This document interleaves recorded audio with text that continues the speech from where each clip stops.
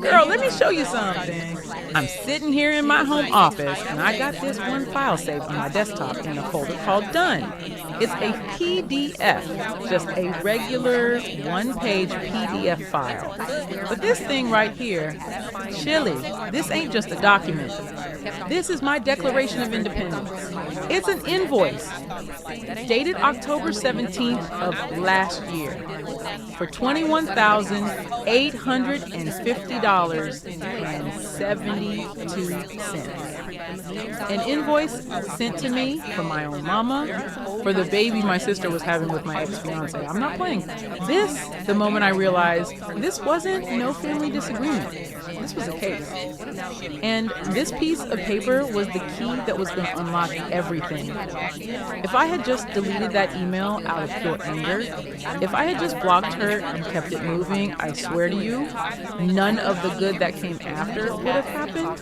My whole life would have stayed tangled up in their mess. And I am telling you right now, by the time I'm done with this story, I'm going to give you the 3 things I'd tell any woman who finds herself in a situation like this, woman to woman. But you got to see how we got here first. You got to understand the foundation to see why the whole house had to come down. To really get how things got this deep, you got to understand this. Growing up in our little house out in Decatur, it was always 2 sets of rules. One for me and one for my little sister, Kayla. Now, you know how some families are. There's the responsible one, and then there's the creative one. That was us. Kayla was the delicate one. The pretty one, the one who couldn't be stressed.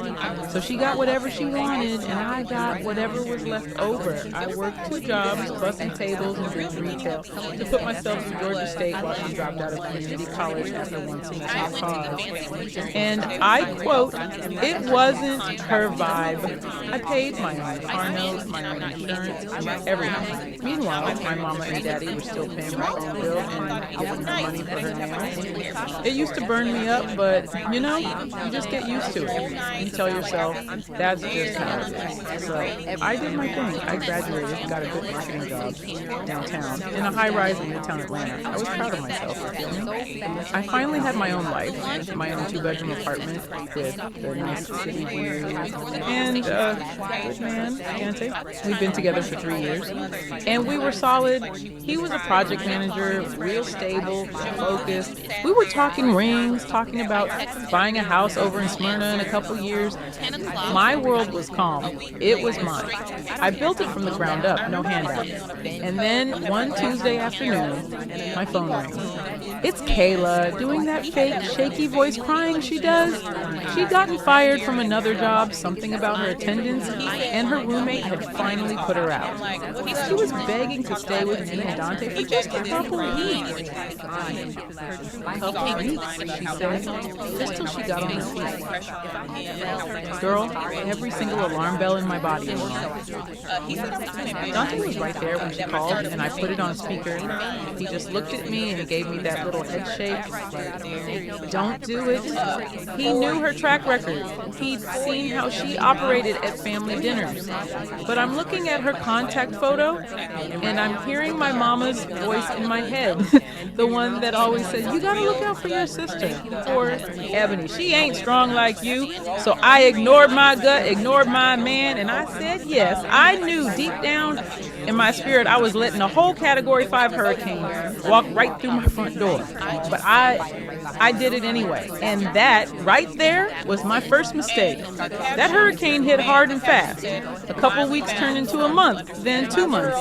Kayla was just there all day, every day, on my couch, watching my Netflix, eating my food, running up my light bill with the ASC on 68 degrees in the middle of July. She wasn't looking for a job. She wasn't even pretending to look for a job. She'd be laid up, scrolling on her phone when I got home from a 10-hour workday.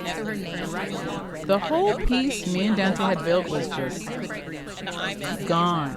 It was like living with a ghost who left dirty dishes everywhere. He was getting tense. I was getting tense. And the air in our home got thick. I tried talking to her. I tried giving her deadlines. She would just cry and say I was stressing her out. And then my mama would call me an hour later saying, "Why are you being so hard on your sister? You know how sensitive she is." The whole thing came crashing down on a Wednesday. I left work early because I felt a migraine coming on. I was just looking forward to getting in my bed in the quiet for an hour before Dante got home. I walk in, and the apartment is dead silent. I thought, thank God she's finally out of the house. I walked back to my bedroom, and that's when I saw it. Her and Dante in the bed. Our bed. Chile, I can't even describe the feeling. It wasn't just anger. It was like the floor just dropped out from under me. I didn't even scream. I just stood there in the doorway, and the whole world went into slow motion. They both jumped up, fumbling with the sheets, looking at me with these wide, guilty eyes. And in that second, I saw everything for what it was. It wasn't a mistake. It was a choice they'd both been making in my house behind my back. I just pointed to the door to get out, both of them. Dante started trying to talk. "Oh, Ebony, baby, we can talk about this." I just looked at him and said, "There is no we. Pack your stuff and get out of my house. Now." I went into the living room, grabbed some trash bags from under the sink, and threw them into the bedroom. I said 10 minutes. And I sat on the couch and just stared at the wall while they scrambled to get their things. I threw all their stuff into the hallway of my apartment building and slammed the door. I slid down that door and just sat on the floor, and I didn't even cry. I was just empty. A couple days later, after the shock wore off and I had the locks changed, I was cleaning out the guest room where Kayla had been staying. That's when I noticed the little velvet box on my dresser was open, and it was empty. My big mama's diamond necklace, the one she left me when she passed, it was gone. It wasn't nothing crazy expensive, but it was the only real thing I had from her. I just knew Kayla took it. So I called my mom, finally breaking the silence, and I told her what happened, all of it. And you know what she said to me? She said, "Ebony, are you sure? Maybe you misplaced it." Kayla wouldn't do that. And then she said the words that officially ended our relationship. She said, "Maybe this is for the best. Dante's a good man, and Kayla needs a good man to take care of her. You're strong. You can find somebody else. And I should just let her have the apartment. It's big enough for them and find you a little one bedroom. I'm telling you, girl, I just went numb. She gave me my apartment, the one I pay for with the money from the job I work at every single day. That's when I was done. Done. I said, okay. And I hung up the phone. I blocked her. I blocked my daddy, who I knew was just co-signing whatever she said. I blocked Taylor. I blocked Dante's whole family. I cut them all off. It was the hardest thing I'd ever done. But it was like I could finally breathe. The air in my apartment was clean again. The next year was a blur of healing and building. It was hard, I'm not gonna lie. But my old friend from college, Marcus, he was there for me. He just called to check in, bring me food, make me laugh. No pressure, just friendship. At work, my boss, Ms. Henderson, saw I was going through something, but also saw that I was channeling all that pain into my work. She gave me a shot to lead a huge new account, a big tech company. I poured everything I had into that project. I'm talking late nights, weekends, coffee for dinner, and I killed it. I got the promotion, a big raise, and a corner office. I moved into a new apartment, a beautiful spot in Buckhead just for me, and somewhere in all that, Marcus and I fell in love. A real, healthy, supportive love. We got engaged 9 months later.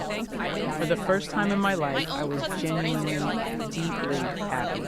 I had a life they couldn't touch. So I thought, just when things were perfect. I get a call from a number. It's my mama. She's crying, saying my daddy had a heart attack, and he's in the hospital, asking for me. My heart just dropped. I'm rushing, grabbing my keys, and Marcus is like, let me call the hospital and see what room he's in. He calls Piedmont, he calls Emory, he calls Northside. Girl, my daddy wasn't at any of them. It was a lie. A trick to get me to a Panera Bread on Peachtree when my mom and Kayla were waiting for me. An ambush! I should have just turned around, but I was so mad I walked right in there. Kayla's sitting there, big as a house, pregnant. My mama starts in on me. No, how are you? No, nothing. Just, Dante left Kayla as soon as he found out she was pregnant. He ain't on the birth certificate. He changed his number. He's a ghost. And now Kayla has no job, no money, and a baby on the way. And then my mama looks me dead in my face and says, you're doing so well now. It's your responsibility as her sister to help. We need you to pay for the hospital bills and help support the baby. I just looked at them. I think I actually laughed. I said, my responsibility? I said, absolutely not. That is the consequence of her own actions. Y'all made that bed, and now all three of you can lay in it. And I got up and walked out. I thought that was it. Chile, that was just the warm-up. A week later, I get a call from HR at my job. Apparently, they'd received several anonymous emails saying I was embezzling money, that I was a drunk, that I was harassing my coworkers. All crazy lies. Luckily, Ms. Henderson knew me. She knew my work ethic. She called me into her office, showed me the printouts, and said, I know this is nonsense, but we have to do a formal investigation. Who would do this? And I knew. I just knew. They were trying to ruin my career, to make me desperate enough to come crawling back to them. The investigation cleared me in 48 hours, of course. But the violation? The stress of it. It was on a whole other level. I had my lawyer send them a cease and desist letter, certified mail, signature required. It basically said if they contacted me or my place of employment ever again, I'd pursue legal action for harassment and defamation. For about 2 months, it was quiet. Beautiful, blessed silence. I was deep in wedding planning, focusing on my future with Marcus. And then that email landed in my inbox. The subject line was expenses owed, and attached was that PDF, that beautiful, stupid, glorious PDF. It was a full itemized invoice for $21,850.72. They had line items for prenatal vitamins, $150. Maternity clothes, $800. Projected hospital delivery fee, $15,000. Nursery furniture, $2,500. Emotional distress caused by paternal abandonment, $3,000. Girl, for emotional distress. I had the nerve. And at the bottom, it said, payment due within 30 days to avoid further action. My own mother, a woman who hadn't paid a bill of mine since I was 17, was billing me for the child her favorite daughter was having with the man who cheated on me in my own bed. The audacity was so extreme, it was almost art. And that's when the anger just evaporated. And this cold, clear calm washed over me. They thought this invoice was a weapon to intimidate. They had no idea they had just handed me the keys to my own freedom. They put their entitlement on paper. They created a paper trail. They were dumber than I could have ever imagined. So I sat down at my computer, opened up a spreadsheet, and I said, okay, let's talk invoices. Let's talk invoices. I made my own. Right back at it. Line item 1, heirloom diamond necklace, stolen from my residence on or around May 12th. I had the original appraisal from when Big Mama's estate was settled.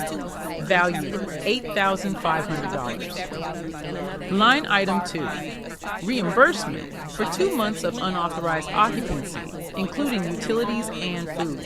I calculated it down to the penny. $2,200. Line item 3, Damages related to intentional interference with my employment, including legal fees for deceased innocents, $5,000. And then the last one. Line item 4, a lifetime therapeutic cost for sustained emotional distress and parental alienation. I kept it reasonable. I put $12,000. My grand total came out to $27,700. I subtracted their little bill from mine. And at the bottom, in big, bold letters, it said, total balance owed, $5,849.28. Payment due within 30 days. I saved it as a PDF, titled it, Read Your Invoice. Outstanding balance.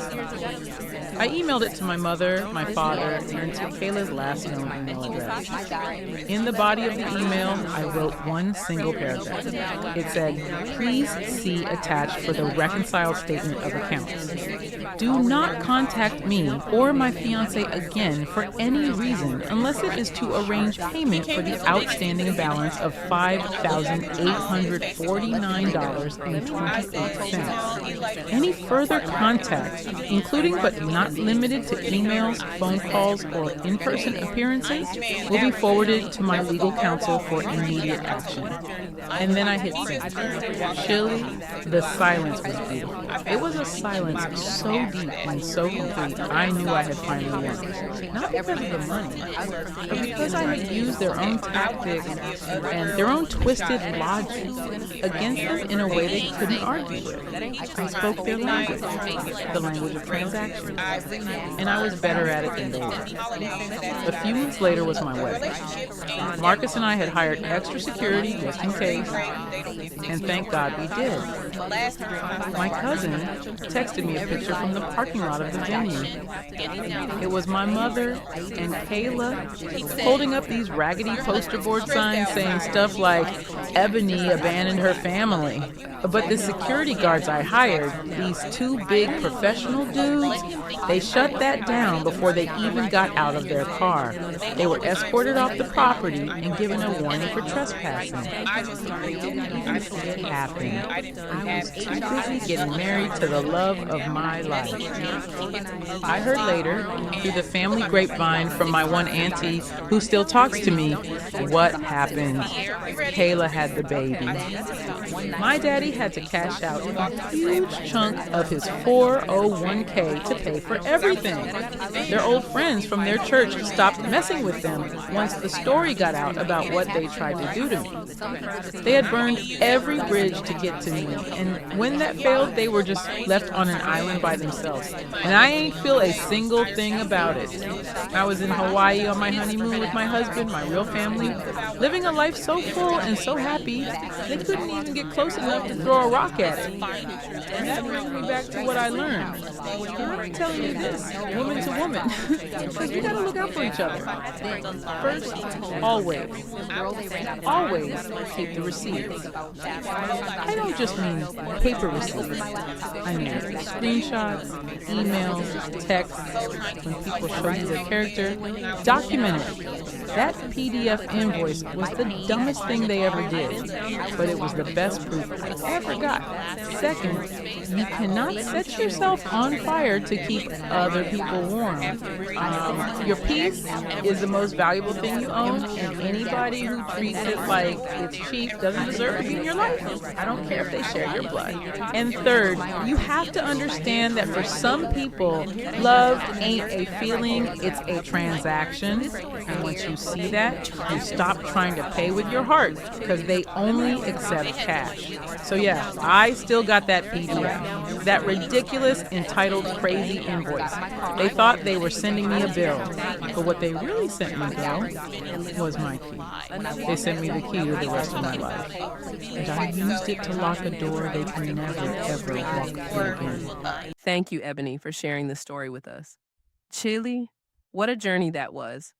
I'm telling you, to go from that kind of deep family betrayal in your own home, in your own bed, to that moment of pure clarity, it's something else. And then for them to have the nerve to send a bill, an actual invoice for their own mess, imagine that. That ain't just audacity. That's a whole other level of entitlement right there. But the beautiful part is how she turned their weapon right back around on them. Now listen, there are some powerful lessons in here for all of us. For real. If I had to break this down for somebody going through something similar, it's that you have to document the disrespect. That invoice they sent wasn't just paper, it was proof. It was them putting their whole misguided mindset in writing. You know, when they try to get her fired with those lies, that's called defamation. And having a paper trail of their behavior before that just makes your position stronger. Okay? Second, we got to talk about boundaries. The mistake folks stay making is thinking that because you're the strong one, that means you got to be everybody's mule. Her own mama used her strength as an excuse to neglect her. Seriously, you cannot set yourself on fire to keep other people warm. That peace you got in your spirit, that's your most valuable home. Don't let nobody come track mud all through it. I don't care who they related to. And here's the last thing, and this one is deep. You have to learn the language that people are speaking to you. See, they wasn't speaking the language of love and family. They were talking transactions. So she answered them back in the only language they could understand. I'm just saying, here's a rule to remember. Don't argue with folks in a language they refuse to learn. You speak to them in theirs, just long enough to say goodbye. Ebony Dunn built a beautiful life for herself, with a good man who truly sees her. And she did it by closing a door on all that noise for good. That's what real peace looked like. If this story gave you something to think about, go ahead and subscribe and hit that thumbs up for Ebony's victory. Let me know in the comments which city or state y'all watching from. And right now on the screen, you're going to see other videos from the channel. Click one and let's keep going.